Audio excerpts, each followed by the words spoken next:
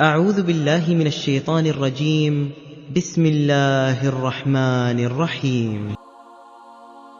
يا ربي لولا رحمتك عيني ما شافت خير، قادر علي بقوتك وبتعفو عني كتير. بسم الله الرحمن الرحيم. السلام عليكم ورحمة الله وبركاته. اهلا بيكم معانا في فيديو جديد. النهاردة عايزين نحاول نستغل الشوز دوت. هو كان اشهر مني وكان عاجبني جدا ومريح في اللبس، وانا ما كنتش عايزة استغنى عنه بصراحة. استخدمت يعني فكرت كتير ان انا استغله ازاي، اغطيه بقماش، اقشره خالص او كده، فلقيت ان دي انسب فكرة، لان الجزء اللي فيه كان هو الجزء اللي في النص كده هو بس اللي مقشر. فاستخدمت قطعة جلد يعني على قد المقاس بتاعه مظبوط، استها وعلمت علامة يعني زي ما هنشوف في الفيديو، وحاولت اركبها بشمع المسدس. بس هو طبعا الشمع المسدس ما هوش قوي يعني للدرجة.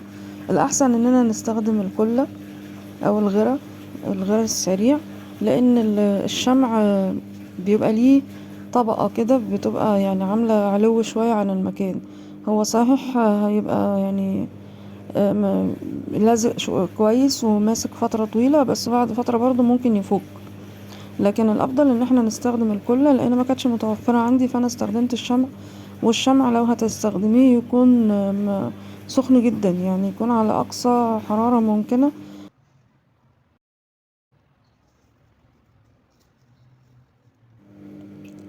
وبتحاولي طبعا تلزقي الاطراف كويس جدا، لان لو طرف مكان مكشوف كده مش ملزوق هيجر بقية الجلد اللي هو الملزوق.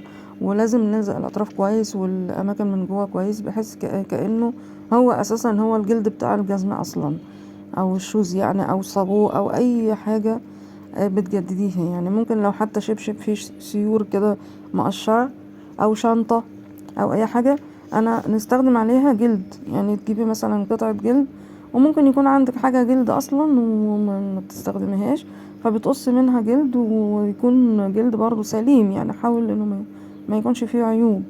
نستخدم اجزاء من الجلد ونلزقها على الاماكن المقشرة، وطبعا كأننا بنعيد لها حيويتها تاني وبنعيد لها استخدامها تاني.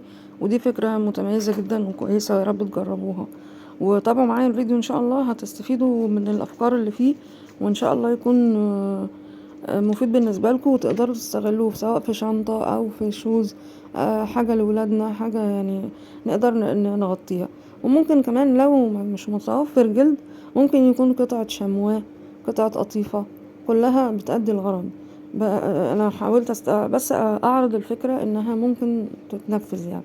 بس طبعا قبل ما بنركب قطعة الجلد على الأماكن المقشرة، لازم يكون التقشير مفيش تقشير خالص، يعني يكون نظفت المكان خالص، حتى لو بصنفرة أو بليفة مواعين أو أي حاجة، أنظف القشر اللي تحتيه، لأن اللي تحتيه ده هيقع، هياخد اللي تركب جديد وياخده ويتشال تاني.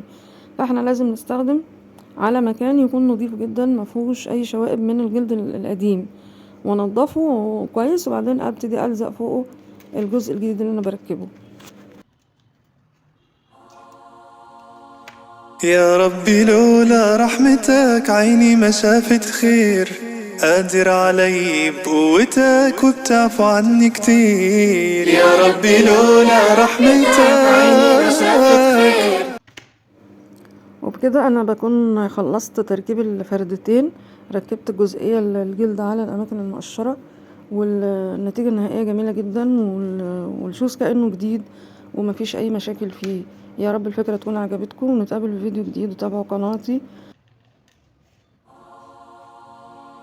يا ربي لولا رحمتك عيني ما شافت خير، قادر علي بقوتك وبتعفو عني كتير. يا ربي لولا رحمتك عيني ما شافت خير، قادر علي بقوتك وبتعفو عني كتير. يا رب يا رب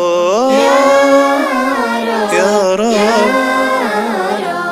ماشي درب ودروب ما بين خطا وذنوب، قويني ربي لتوب وارجع اسير بطاعتك، ماشي درب ودروب ما بين خطا وذنوب. نتقابل ان شاء الله في فيديو اعادة تدوير جديد، والسلام عليكم ورحمة الله وبركاته. وارجع اسير بطاعتك.